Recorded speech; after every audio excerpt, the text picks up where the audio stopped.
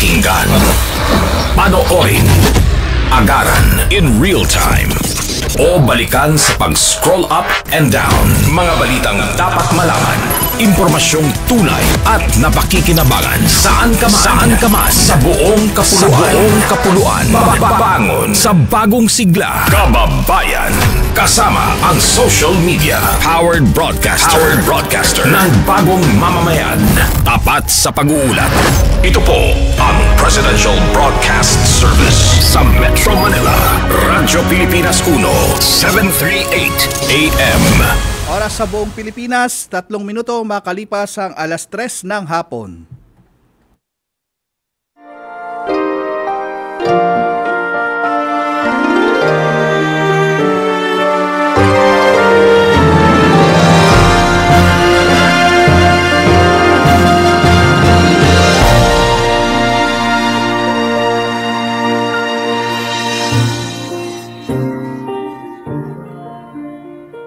Isang magandang hapon po sa inyo lahat at welcome po tayo sa ating programang Kalinga Hatid ng Red Cross dito po sa Radyo Pilipinas ngayong ika-25 ng buwan ng Agosto 2024. At kamusta po ang bawat isa sa inyo na nag-spend ng long weekend ha? Simula po yan nung Friday, tapos tomorrow wala ulit pasok dahil National Heroes Day ha. At syempre naanyayahan po namin kayong subaybayan at pakinggan ng ating programa hanggang 4:00 po tayo ng hapon. Tayo po ay napapakinggan sa Radyo Pilipinas 738 kHz at tayo ay napapanood sa Affordabox channel 43 to 45 at sa Digibox. At tayo rin po ay napapanood live sa ating Facebook page ng Radyo Pilipinas 1 at saka ng Kalinga Hatid. Yan ha, mag-like and share po tayo para po tayo ay makasubaybay sa ating programa ngayong hapon at napaka-interesting ng ating talakayan ngayong hapong ito. At syempre, nais nating pasalamatan ng bumubuo ng ating programa. Tayo po ay nagdiriwang na ika-18 taon ng programang ito. Syempre, yan ay sa pakikipagtulungan ng Presidential Broadcasting Service ang ating Director Boc Aportadera kasama ang Station Manager Sir Alan Alanigue, si Sir Ray Sampang at si Sir Maki. At sa Philippine Red Cross, siyempre ang ating Chairman and CEO Richard J. Gordon, kasama ang ating Vice Chairperson Governor Corazon Alma de Leon at ang ating Secretary General Dr. Gwen Pang at ang iba pang Board of Governors at ang mga Chapter Administrator, Board of Directors sa mga mahigit 100 chapters ng ating Philippine Red Cross, kasama ang mga volunteers at Red Cross Youth. Okay, hindi na natin patatagalin pa, makakasama natin via Zoom ang ating laging kasama, ang ating Vice Chairperson, walang iba, Governor Corazon Alma de Leon. Magandang hapon po, ma'am.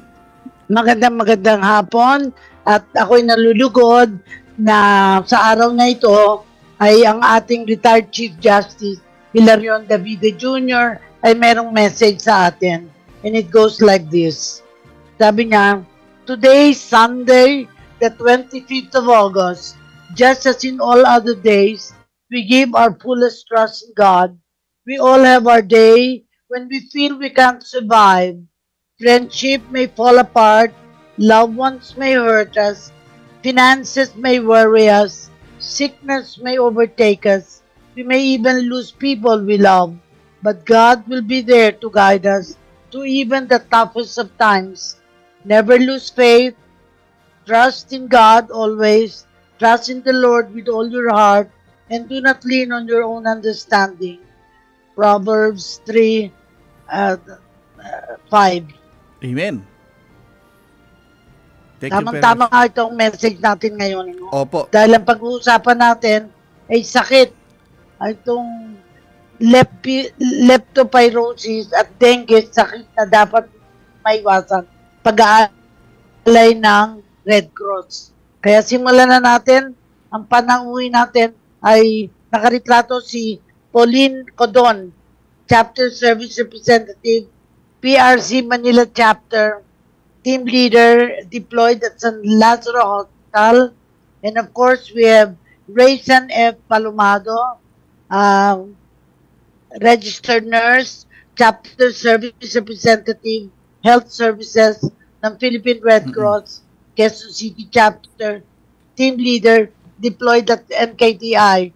Pareho silang in-assign sa dalawang facility sa, sabi ko nga, sa NKTI at sa San Lazaro Hospital. Simulan na natin magpakilala kayo. Unahin natin si Raysan Palumado na-assign sa National Kidney and Transplant Institute. Yes. Go ahead. Magandang hapon, Hello po. Sir Raysan. Yes. Hello, good afternoon Nice to po. have you. Ayan. So, Yes. I'm Raysan Palomado. So, I'm the Chapter Service Representative of Hello, sir. Philippine Red Cross Quezon City Good Chapter. afternoon, sir. Good Okay. afternoon po. Pauline? Good afternoon, ma'am. Go ahead. Magandang hapon From po, Manila. Gokora, Sir Edison, at Yes. sa ating mga tagapakinig po. Ako po si Pauline Codon. Ako po ang Chapter Service Representative ng Philippine Red Cross Manila Chapter. Yes. Thank you very much. At dito din, si Mark Abrigo, na kailangan natin Yan. mag-appear. Litrato lang niyang nakalagay. Si Sir Go Mark. ahead, Mark. Wow, thank you. Magandang Greet ka hapon muna. po. Magandang Yes. hapon po, Cora and Edison and sa lahat po ng nanonood ngayong hapon sa ating programa. Magandang Good hapon po. afternoon, Sir Mark. So, tamang-tama, ikaw ang unang sasagot. Ano ang sakit na leptopyrosis? Dapat alam na alam mo yan, backwards and forward.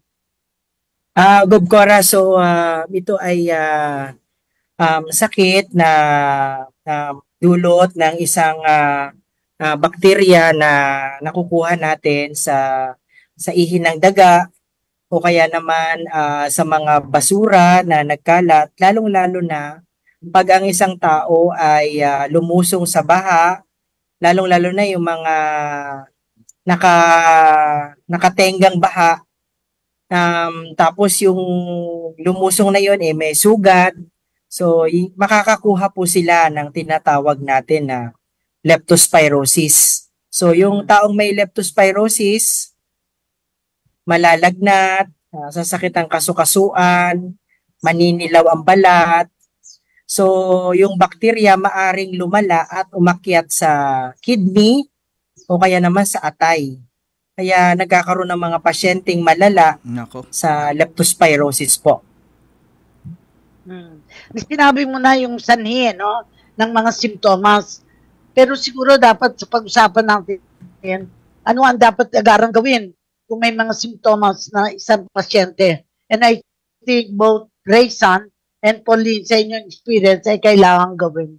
Go ahead, Raysan. Yan, si Pauline. Raysan, no, sa Quezon City. Ayan po. So, yung po, kapag meron po mga sintomas na nararanasan ng isang pasyente, lalo na ang may mga leptospirosis or meron dengue, kailangan po silang dalhin na sa may pinakamalapit po na pagamutan para po sila ay mabigyan ng lunas. Ayan po. Ang sunod na tanong, nakakahawa ba ang leptopyrosis o namamana?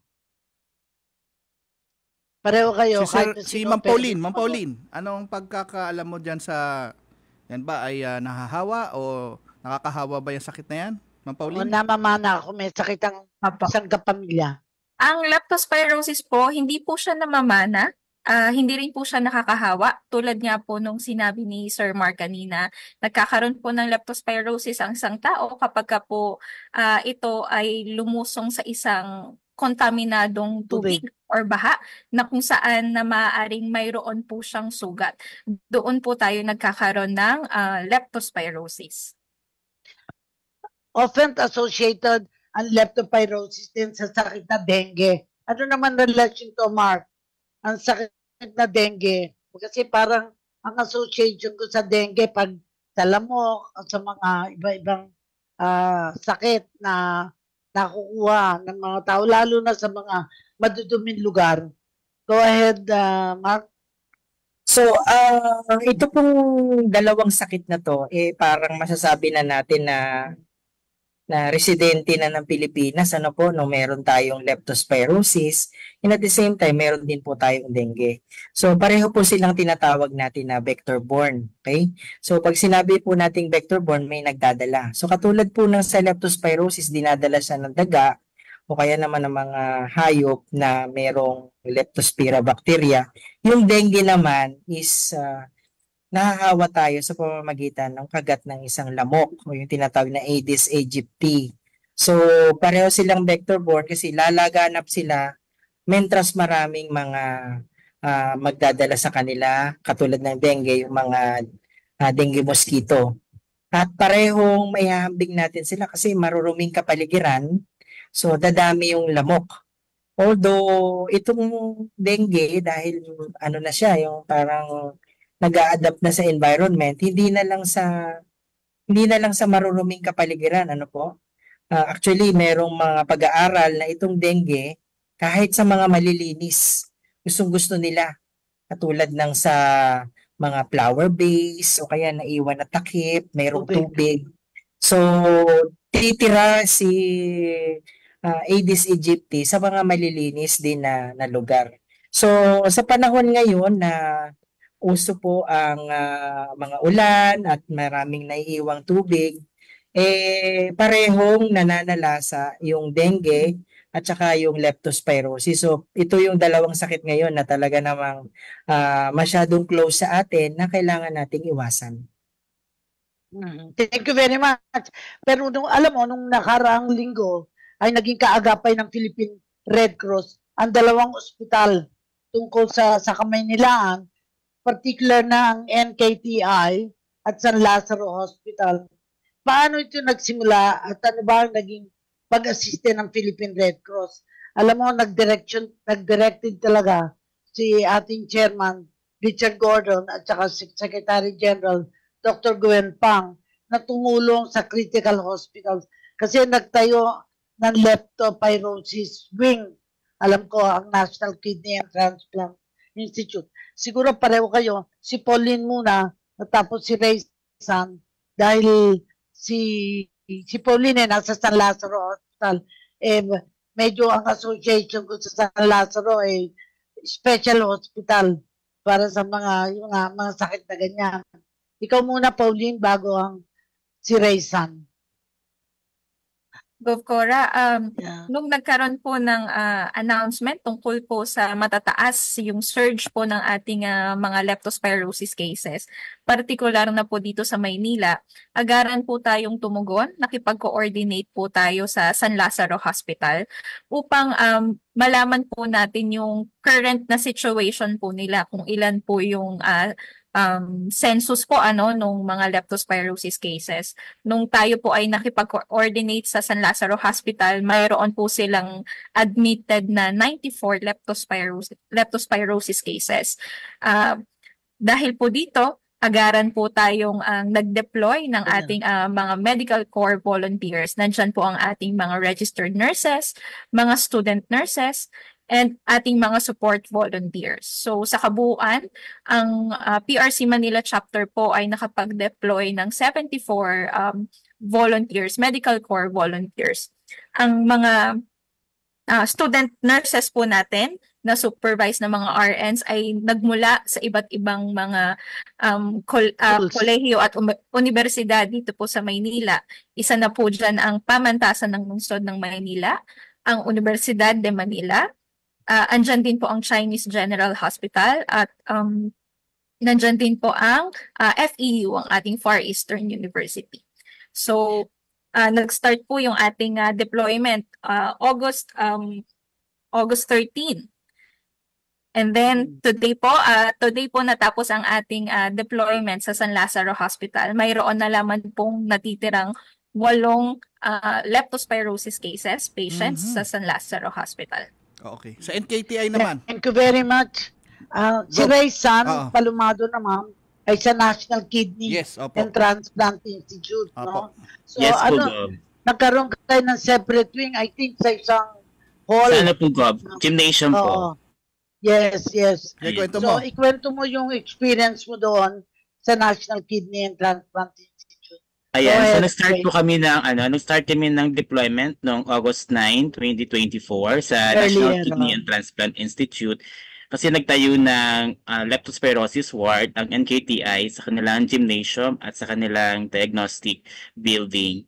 So nakapag-deploy po tayo ng mahigit 51 na volunteers, medical corps volunteers, registered nurses, saka student nurses. Saka nakapag-deploy din tayo ng 17 na welfare desk volunteer doon sa NKTI. So nakapag-cater kami ng mahigit nakapag-cater kami ng 77 patients simula August 9 hanggang August 20, 2024. So nakapag-mobilize kami ng field-based augmentation support sa NKTI. Ayan. So, bali ilan lahat na volunteers ang na-deploy ng Red Cross sa National Kidney? Na-mention mo yung number. Opo. For medical corps, yung ating mga registered nurses saka student nurses, nakapag-deploy tayo ng 51. Ayan Okay. po. Sana naman po, sa mga support volunteer naman sa ating welfare desk, nakapag-deploy tayo ng 16 volunteer. Of course, ngayon gusto nating malaman ano ngayon ang estado ng kasalukuyan ng mga pasyente doon. Nabawasan ba o masasabi mo? I hope walang namatay. Kung meron Ayan, man, hindi naman sa NKTI, no, lahat naman po ng pasyente ay na-discharge na noong August 20, 2024. So, walang Pero meron po bad isang news. namatay. Ayan, meron po isang namatay. Ayan. Pero siguro yung namatay meron ng ibang sakit bago na Opo. leptospirosis. Parang lumala na po malala na yung kanyang kalagayan bago po naidala sa NKTI. So, ang message natin, both of you, ano-ano ang paraan para maiwasan ng sakit na leptospirosis at dengue? Kasi palagi natin sasabi, environmental. So, siguro, ikaw muna, Mark, ang magsabi na paano maiwasan ang sakit. Prevention, more than the cure na nangyayari dahil may sakit na. Opo. Gop Cora, at para sa ating mga tagapakinig, dapat nating maunawaan at maipasa puso na yung leptospirosis ay nakamamatay siya. Nakamamatay siya kung tuluyan mong hindi aalagaan yung sarili mo.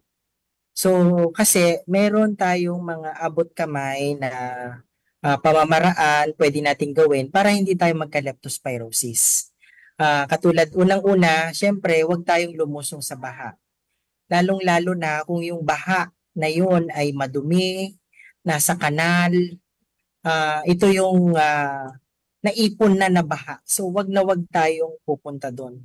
Nakikita natin na yung mga kababayan natin, minsan pag may baha, lalo pa silang pumupunta doon, naliligo, yung mga bata. So, wag natin So, wag po nating gagawin yun. Yun po yung nakakalungkot doon dahil talaga namang magkakaroon tayo ng leptospirosis. Pag naman hindi natin maiiwasan na lumusong tayo sa baha, kailangan nakabota tayo. Okay?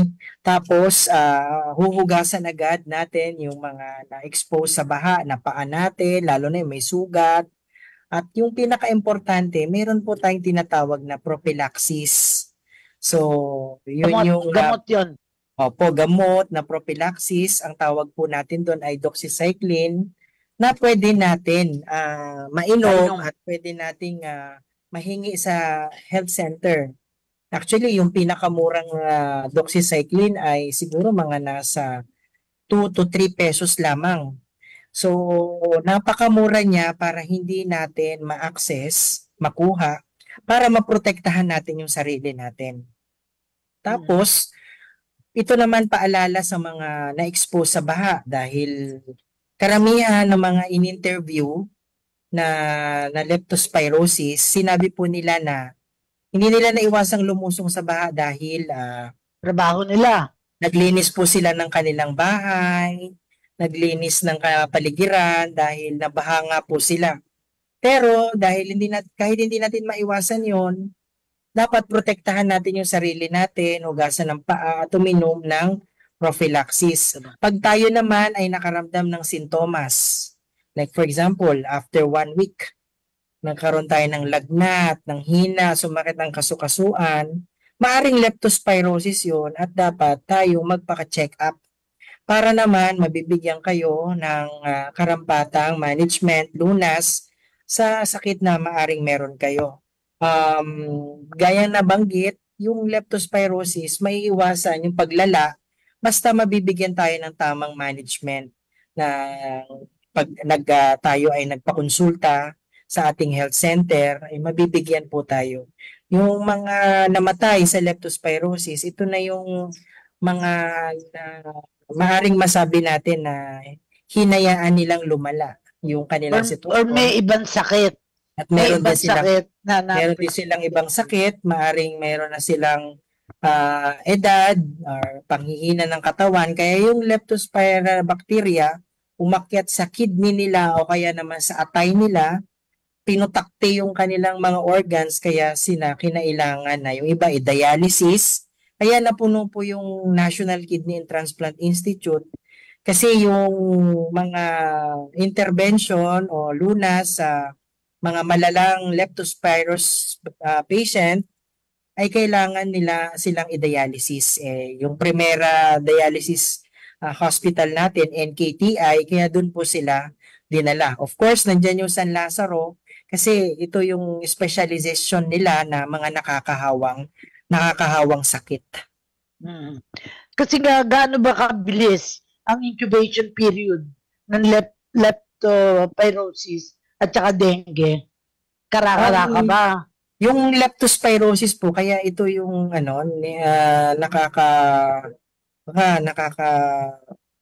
Apekto.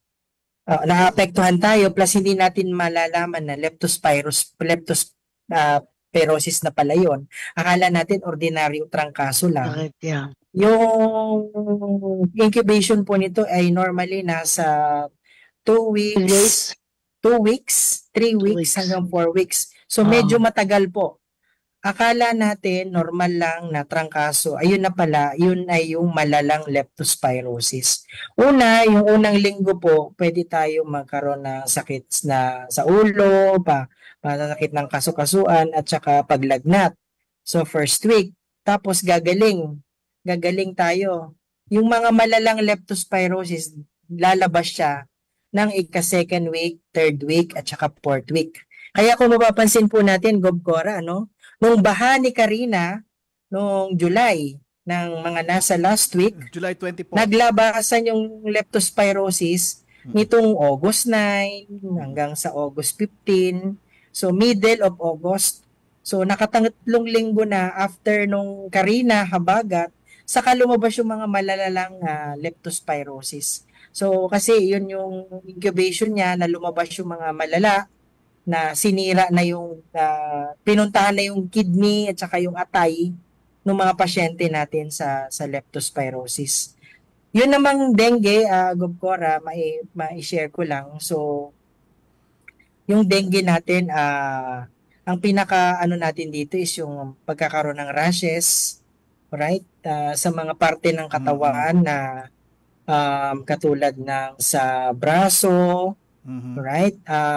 At saka pagdurugo ng ilong o kaya naman makikita natin yan sa dumi niya na meron siyang internal bleeding,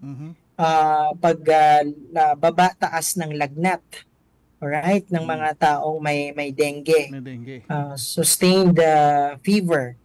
And then syempre pagka unang linggo, 7 days ng pagkakaroon ng dengue, lalabas na kaagad.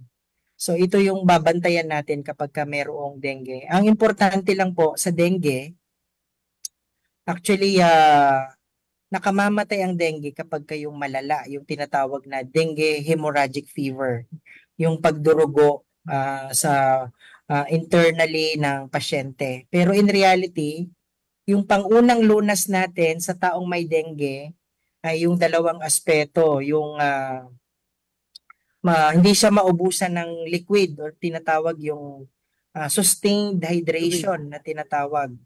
So dapat ang taong may lagnat, kahit di natin alam na mayroon siyang dengue, lagi nating pinapainom ng tubig. Kasi prone siya sa dehydration. Yun yung napaka-importante sa taong may sakit, yung hydration. Lalong-lalo na kapag ka may dengue. And then, syempre, gagamutin natin dahil yung dengue ay viral, gagamutin natin yung kanyang pagkakaroon ng lagnat. So, nandyan yung mga analgesic na irereseta sa atin ng health center para yung lagnat niya bumaba. So, yun yung pangunahing dalawang aspeto na ma-manage natin ang taong may dengue. Yung panandaliang pagpapainom para hindi siya ma-dehydrate at saka yung pag-manage ng kanyang lagnat. So, sustained hydration. May bakuna na ba para sa mga sakit na ito? May gamot na talagang determined para sa leptospirosis at saka sa dengue? So, ang bakuna po ng leptospirosis ay wala tayong bakuna. Yes. Pero meron tayong prophylaxis, yung doxycycline, para hindi kayo magkaroon ng leptospirosis. Opo. Yung dengue, meron internationally sa labas ng Pilipinas, merong bakuna. Pero kung maalala po natin, hindi natin tinuloy yon dito sa Pilipinas. And then, syempre, actually, ang pinakamabisa na umiwas sa dengue ay number 1, maglinis ng kapaligiran. Wala siyang bakuna, pero ito yung pwede nating gawin para hindi tayo dengue. Maglinis po tayo, tanggalin natin yung mga pwedeng pamahayan ng lamok para talaga namang iwas dengue. So, of course, hindi madali yan. Lalo na sa mga informal sector na dikit-dikit ang mga bahay na wala silang facility.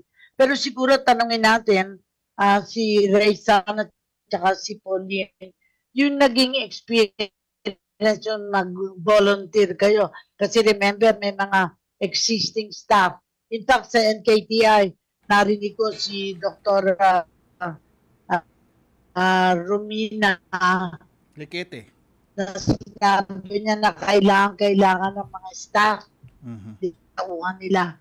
Kapag kulang ang tao, ay nakikita ko na si Dr. Likete ang head ng talong. Pero nung na-interview si Dr. Romina, sabi niya ay kailangan mga staff. Pero sabi ko, hindi mo naman kagad-kagad makakahit ng staff. Kasi meron kasi siyempre classification kung ilan ang pwede mong ma-hire. But at any rate, nakita ko na pagkakataon na nangyari sa Red Cross, nagpadala ng volunteer. Kasi panahon na para emergency. Anong naging karanasan mo, Raysan, sa NKTI at ng Pauline sa San Lazaro Hospital? Gabcora. Diba? Gabcora. Right, pero I think magbe-break muna tayo. Yes. Opo, Gabcora. Break muna. Magbe-break muna tayo. Babalik po tayo sa isang dalawang paalala po. Meron po tayong commercial break and then meron po tayong papalabas na video. Sige. Galing po to sa Communication Office. This is a public service announcement. Nag-detect po tayo ng isang case ng Mpox. Ito yung pansampu in the Philippines since December of 2023. At ito yung una since the declaration of the public health emergency of international concern. Mpox. Ano ang mga dapat alamin? Ang Mpox ay isang viral zoonosis o virus mula sa mga hayop na nalilipat sa tao na ipapasa ito sa pamamagitan ng person-to-person skin contact o mucosal lesions at pwede rin sa indirect contact sa mga bagay na contaminated nito. Ilan sa mga sintomas ng pagkakaroon nito ay skin rashes na nakaumbok o mukhang paltos sa mukha, palad at paa na may kasamang lagnat, namamagang lymph nodes at sore throat, muscle aches at back pains, sakit ng ulo at panghihina. Para makaiwas sa virus na ito, i-practice ang health protocols na binigay ng DOH.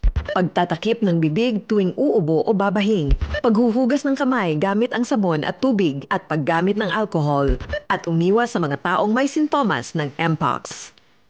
This is a public service announcement. From PBS, Presidential Broadcast Service, and Radyo Pilipinas. Radyo Pilipinas is on Viber. Viber. One tap and swipe. Nandyan na lahat. Receive credible news and information. Pati mga trending topics at videos. Sure na meron dito niyan. Stay on track with Radyo Pilipinas on Viber. Pick up real news. Catch the latest and biggest stories. Search Radyo Pilipinas on Viber and hop in to our community.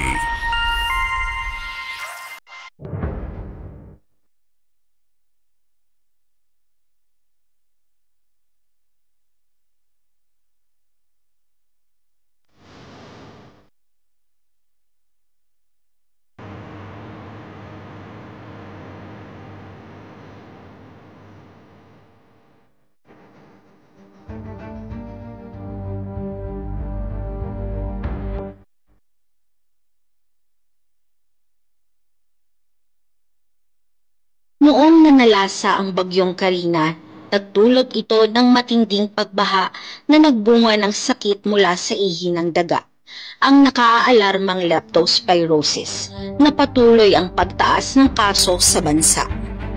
Sa tingin ko po sir, nakukumpito sa nung paglusong ko sa baha. Kasi doon sa loob ng bahay, hanggang igi, naabot, mataas na yung lugar namin eh. Gusto mo bang lumipat, wala kang magawa. Kasi nga, alam mo naman natin na kahit anong oras eh, hindi tayo makakilos pagka walang pira. Galing po ako sa trabaho noon. From Navotas, kailangan ko pong umuwi ng Valenzuela kasi may sakit yung mag-ina ko. Eh, baha. Kailangan ko pong lumusong. Wala pong masakyan ng time na yun. Kaya kailangan mo talagang maglakad sa baha. Noong July 23, biglang bumuhos po yung malakas na ulan. Eh ngayon, pagkagabi po, lumusong po ito. Wala po kami kasing ibang daanan isa lang. No choice ang bata. Nilagnat na po siya. Nanilaw yung mata niya, tapos mukha, yung tainga. Ay sabi ko, Panginoon, ikaw na lang ang mag-ano. Isinurindan ko na po. Kala ko, huling hininga na po niya yung sabi niya, Mama, hindi ko na makakaya, Ma. Ang Philippine Red Cross sa pamumuno ni Chairman Richard Gordon ay agad na umaksyon para saklolohan ang ating mga kababayan. Mula August 9, nagpadala ang Philippine Red Cross ng 15 nurses at student nurses sa National Kidney and Transplant Institute dahil sa pangangailangan ng ospital sa karagdagang health personnel. Magdamag silang nagbabantay sa mga pasyente upang tugunan ang kanilang pangangailangang medikal. Yung mga Red Cross na mga nag-assist sa akin, mga mababait, mga masipag, ganun ang mga rescuer, mga tumutulong na mabilis kumilos. Asikaso ka sir kay ex-Senator Gordon. Marami pong salamat. Hindi po kayo nagsasawa sa tulong sa mga mahirap noon pa. Kaya Senator Gordon, salute kayo. Sa Philippine Red Cross po, nagpapasalamat po ako kasi malaking bagay po na nandito po sila. 24 hours nandito po sila eh. Kay Chairman Gordon naman po, nagpapasalamat po ako dahil hindi na po kami pinabayaan. Malaking bagay po yung naigawa sa amin, lalo sa mga kagaya namin medyo payak yung buhay. Yung taga-Red Cross po, nagpapasalamat po ako na tumutulong po sila. Yung kasagsagan po na marami kami dito, ang dami po nila. Hindi kami pinabayaan. In the past week, everybody noted that we have increasing number of leptospirosis at the National Kidney and Transplant Institute. And the first official who called us to help actually is Chairman Richard Gordon. Especially during the COVID times, you were those among who also helped NKTI with Gwen, no? Your Secretary General, and they offered help how we can augment the need for the nurses because we have to open the leptospirosis gym and we have to open also another area in the hospital, converted an area to become leptospirosis ward also, the second ward. So I would like to say long live Philippine Red Cross. Sa kasalukuyan, hindi lamang NKTI ang sinusuportahan ng PRC, maging ang San Lazaro Hospital. Nananatiling bukas ang Red Cross sa iba pang ospital na mangangailangan ng suporta dahil sa mga pasyenteng may leptospirosis. Salamat po, Red Cross.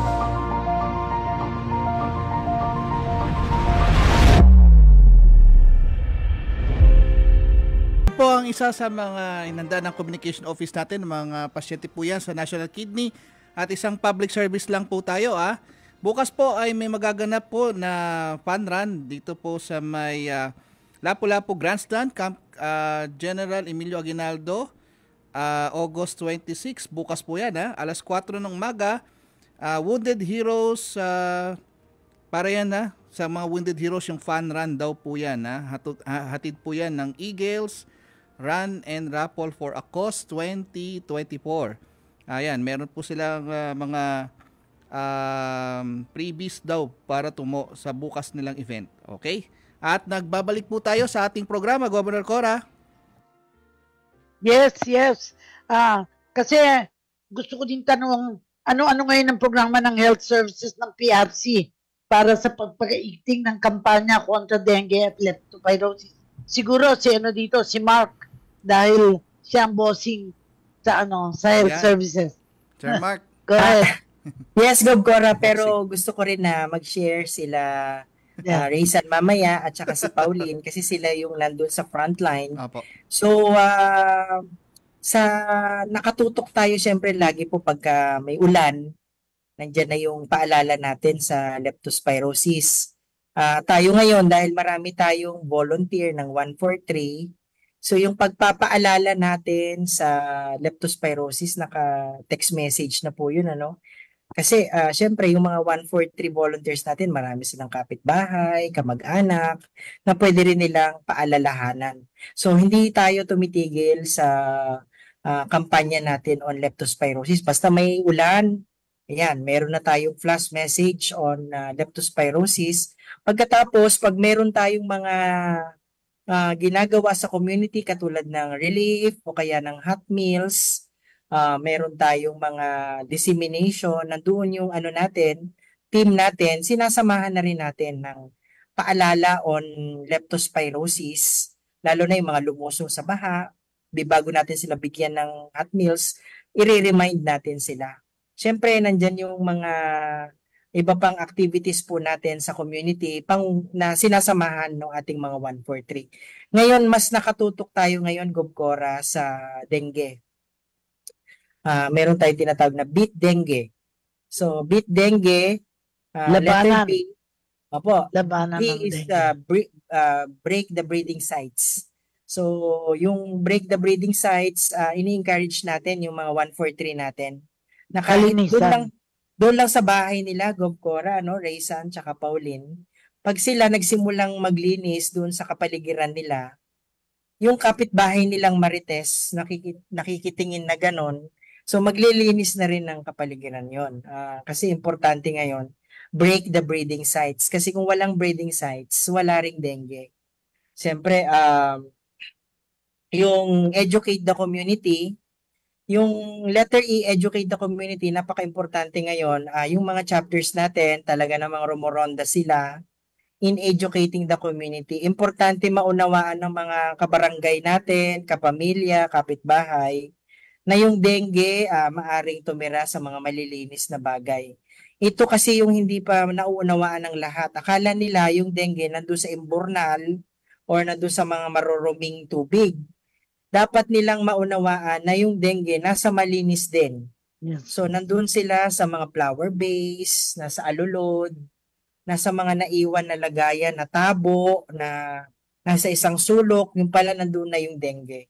So, kailangan ma-educate natin yung community natin on that. And then, syempre, yung pangunang lunas, na pag may nagkasakit na member, wag hahayaan na lumala. Dapat magpapa-check up, mapapainom lagi ng tubig at ma-manage yung lagnat.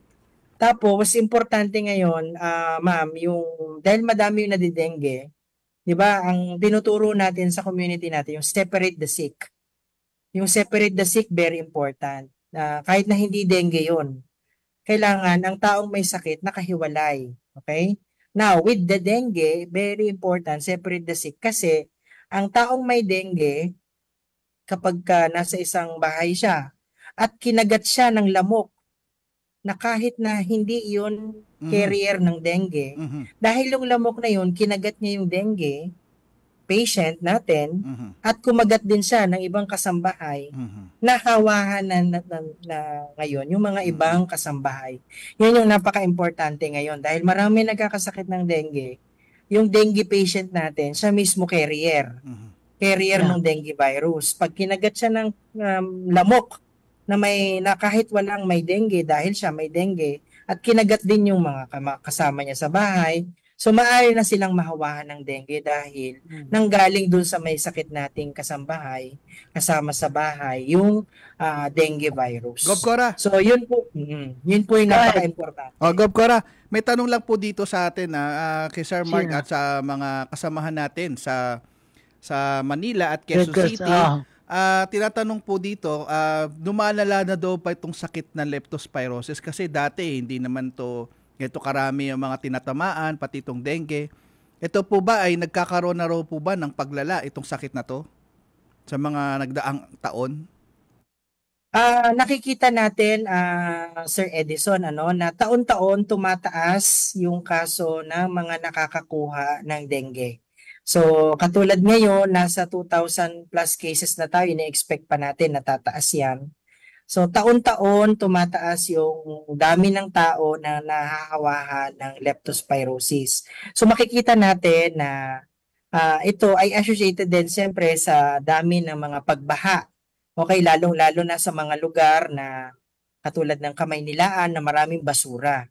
So, kaya ito yung nagsisilbing babala sa lahat na huwag tayong basta-basta lumusong sa baha kasi parami ng parami yung na-expose or nagkakasakit ng leptospirosis. Ngayon naman, nakikita din natin na merong porsyento ng namamatay.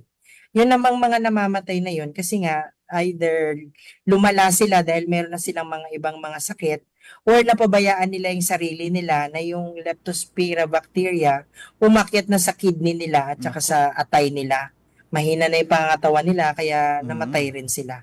So, kung tutuos-tuusin naman, pag talagang pag-iibayuhin natin yung pagpapaalala, pagprotekta sa sarili natin at yung pagkonsulta natin ng maagap, hindi dapat madami ang mamamatay sa leptospirosis kasi meron naman tayong mga available management para sa leptospirosis. Alright? So, pero kung tatanong sa aspeto ng nagkakasakit, madaming nagkakasakit ng leptospirosis kasi yung pinagsasawalang bahala nila yung paglusong nila sa baha. Now, sa usapin naman ng dengue, paakyat siya ng paakyat. Paakyat siya ng paakyat. Nasa na po tayo, 150,000 cases po sa buong Pilipinas.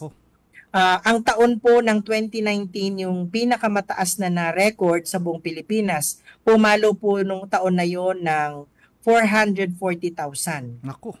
Yun po yung napakadaming na dengue na taon, 2019. That's before the pandemic, 2019. Actually, sorry pero parang yung COVID ang parang nag-pause nung patuloy na pagdami kasi hindi tayo lumabas ng bahay nung COVID. Kaya konti yung na dengue. Ngayon, dahil open na, dyan na ulit, yung mga bata, mga chikiting, paikot-ikot na ulit sila. So, kaya ang dami ulit na ng dengue, pataas ng pataas yan. Hanggang sa hopefully sana naman, hindi natin ma-reach ulit yung level na 2019 na nasa 400,000 plus yung nakaroon ng dengue sa isang taon. I think ang explanation doon is that people now know na meron dengue. So yung kaalaman, awareness ng mga tao, dinadala na nila sa facility o kaya people know already kasi may educational process na sa barangay para alam nila kung anong itsura ng dengue, anong itsura ng leptospirosis. This portion, we have last 5 minutes. Yes. It's really ang tawag ko dito, getting to know our guests. No? Favorite kong topic ito before we close dahil kayong mga na-health service, katulad ni Raysan, siya ay isang RN, registered nurse.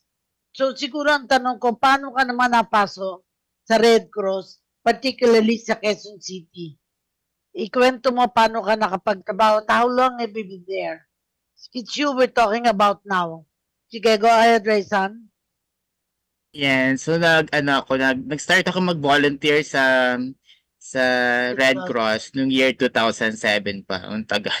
13 years na po ako sa Tagal. sa Red Cross, ma'am. Ayun. So, So, yun nag-start ang paid ako. staff sa Quezon City? Apo. Nag-start muna ako as volunteer noong 2007 after kung maka-graduate as dun sa nursing. Tawag din, meron ako mga friends na in-invite ako na mag-volunteer daw kami sa Red Cross para makakuha kami ng certificate. So, noong 2007, after kung maka-graduate, nag-volunteer kami sa Quezon City. Ayan. Tapos, nung na-hire ako as staff noong 2013, ayan, as tawag dito. Kasi dati sa QC, meron kaming caregiver program. So, nahawak ko yung caregiver program. So, ako yung naging program, assistant. Then, siguro after, naging CSR ako as, ng health. Nung naging, naging chapter administrator naman yung dating CSR ng health namin. So, ako po yung pumalit dun sa dating CSR. Ayan. Okay. Si naman? Si Pauline. Cora, ako po ay nag-start bilang volunteer din. Similar po kami ni Sir Raysan, no? Ako din po ay isang registered nurse. Similar yung kwento po namin ni Sir Raysan na naimbitahan din po ng aking mga kaklase noon ng kolehiyo na sila po ay nag-training, nag-volunteer din po dito sa Red Cross, na-invite, and then gano'n din po, nag-volunteer at nag-training din po ako. Nag-start po ako nung 2013.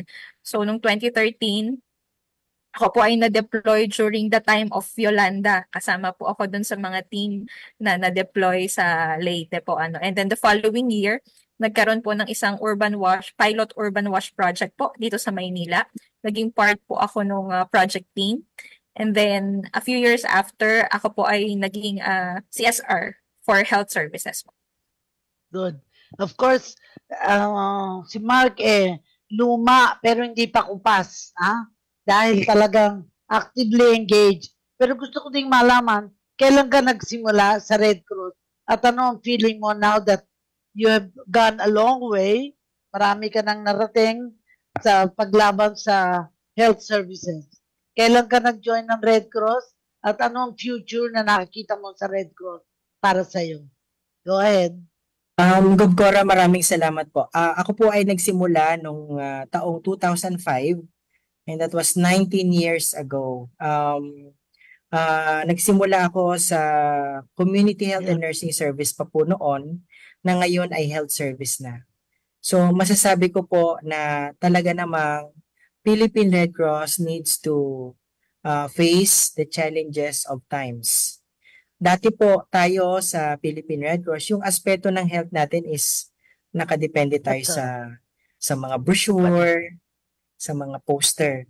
Pero ngayon nakikita na natin na nag-innovate at saka nag-elevate yung way we serve our country and support the government. Si Philippine Red Cross Health Services, nagsimula siya na meron na tayong mga medical tent, mga emergency field hospital.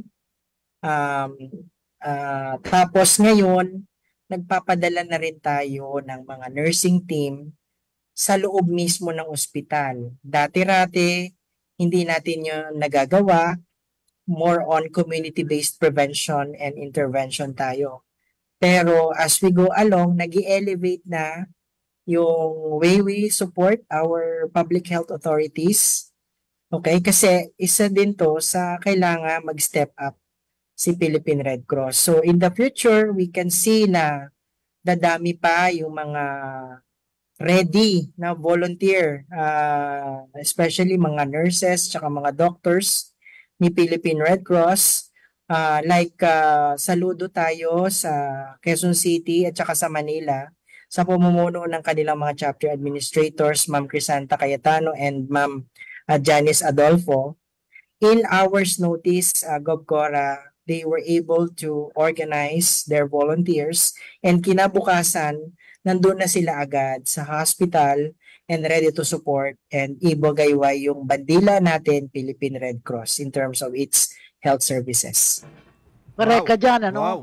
Nakita ko na dahil ang message natin, always first, always ready, always there. Kailangan naman laging handa, no? Yes. Kumbaga, naniniwala ako na malaki na ang pinagbago Dati naghihintay tayo kung sino kukuha ng dugo. Pero ngayon, nagdi-deliver na tayo ng dugo, Yes. among other things, and many more. Kaya this program is intended to, kumbaga, give opportunity sa mga tao, sa communities, what more is Red Cross doing, and what more can be done pa. So, before we end, mag-final words na kayo. Yes po. Mag-thank you na kayo at Siguro po, Gov Cora, yung part ng kanilang... Apo, yung part... Balik na tayo kay Raysan. Apo. Yung final message po nyo... Nasabi mo. Yung final message po nyo, samahan nyo po kung ano yung mga naging challenge nyo dito sa naging deployment nyo sa Raysan. Sa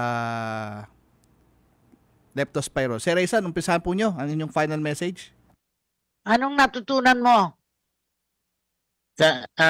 Sa Quezon City po, unang-una po, maraming salamat po sa lahat po ng lahat po ng aming nurses at student nurses na sumaklulo po doon sa ating NKTI augmentation ng mga staff po nila. Ayan. So, thank you sa lahat ng volunteers, student nurses po ng Our Lady of Fatima, Quezon City, saka sa NU Manila. No? Isa sila sa mga volunteers natin na na-deploy po doon sa NKTI. Ayan, at sa ating mga nurses at sa ating mga volunteer na na-deploy naman natin sa welfare desk naman po. So, syempre inayayahan ko yung mga ating nurses or ating mga doctors kung gusto niyo pong maging volunteer o maging bahagi po ng medical corps ng Philippine Red Cross. Ayan, so pwede po kayong mag-inquire at mag-volunteer po sa Philippine Red Cross bilang bahagi po ng medical corps po namin. Ayan po. Lynn, your turn. Maraming salamat din po sa mga nag-volunteer sa Philippine Red Cross Manila Chapter, ng ating mga medical corps volunteers, registered nurses, student nurses mula sa PLM, UDM, FEU, Chinese Gen. Nakapagbigay serbisyo po tayo dun sa mga pasyente sa San Lazaro Hospital. Ikinagagalak po namin magbigay ng serbisyo sa San Lazaro Hospital sa mga pasyenteng na-admit po sa San Lazaro Hospital na nagkaroon ng leptospirosis cases. At maraming salamat din po, Gov, nag-deploy din po ang Philippine Red Cross ng yung team natin sa hemodialysis. Sinuport din po natin sa San Lazaro yung hemodialysis unit nila. Nag-deploy po tayo ng hemodialysis nurses and technician. Meron po tayong, ang PRC ay meron pong hemodialysis center located at Rachel Road 10 dito po sa Mayport area, Manila. Yes. So for more inquiries po, maaari pong tumawag sa 143. At konting paalala na lang po sa ating mga komunidad na panatilihin po natin ang ating kalusugan. Maglinis po tayo ng ating kapaligiran at bigyan po ng proteksyon ng ating mga sarili tuwing lalabas po tayo sa ating mga tahanan. Gayon din sa loob ng ating tahanan. Maraming salamat po. Okay. At si Mark na dati na pero sariwa pa rin sa pagtatrabaho sa Philippine Red Cross. Go ahead, anong message mo sa programa natin? Gusto ko pong ipaabot yung pagsaludo sa lahat ng mga volunteers natin ng San Lazaro and NKTI. Talaga namang yung ginawa nila ay magiging parte ng kasaysayan ng Philippine Red Cross sa pagtugon sa mga public health emergency. Kung matatandaan natin nung measles, sinuportahan natin ang San Lazaro Hospital. Ngayon ulit na meron tayong leptospirosis surge, nandyan ulit po tayo para sa kanila. Sa Quezon City, yung NKTI, tinutulungan na talaga natin yan simula pa ng COVID. So, saludo tayo sa lahat ng mga volunteers na taga Quezon City at saka taga Maynila. Pinatunayan nila na talaga namang lagi tayong handa para tumugon sa pangangailangan, lalo-lalo na ng mga ospital. Siyempre pa kay Raysan at kay Pauline na masisipag nating chapter service representatives ng Manila and QC. Sa ating mga kababayan, nagpapaalala tayo na ngayon ay panahon ng sakit. Kaya dapat lagi tayong nakaantabay para maprotektahan natin ang ating sarili laban sa leptospirosis. Huwag tayong lumusong sa baha at uminom tayo ng prophylaxis kung kinakailangan. Sa dengue naman, na ito yung parang coming soon. Okay, nandyan na, paparating na yung sandamukal ng mga lamok. Kaya napapanahon na dapat tayong mga Pilipino ay umiwas sa dengue, maglinis ng kapaligiran, at saka naman pagka may mga nagkakasakit, ipa-check up agad para talaga namang ma-manage agad. So maraming salamat po at magandang araw po sa inyong lahat. Okay, thank you para very much. sa inyo, ang aking prayer for the nation na I want to end this program at marinig din ng mga nakapanood sa atin. It goes like this. Lord, let me be the change I want to see, to do with strength and wisdom all that needs to be done, and become the hope that I can be. Set me free from my fears and hesitations. Grant me the courage and humility. Fill me with spirit to face the challenge and start the change I long to see. Even if I'm not the light, I can be the spark in faith, service, and communion. Let us start the change we want to see, the change that begins in me. Sa paniniwala natin sa Philippine Red Cross, we are always first, always ready, always there. Maraming salamat sa inyong mga nakinig sa atin at sumama sa ating programa. See you again next Sunday at 3 o'clock in the afternoon. Go ahead. Okay, maraming salamat sa lahat ng mga nakasama natin ngayong hapong ito sa ating programang Kalinga Hatid ng Red Cross sa Radyo Pilipinas. At yan na po ang ating programa at susunod na po ang pagbabalita hatid ni Sir Albert Sebastian, kasunod ng programa ni Vance Fernandez. Ito po si Edison Enriquez at salamat din po sa mga nanood sa ating Facebook Naka 15 live viewers po tayo. 1 minuto bago mag-alas 4 ng hapon. We know you're always on the go. Pero ang mahuli sa balita is always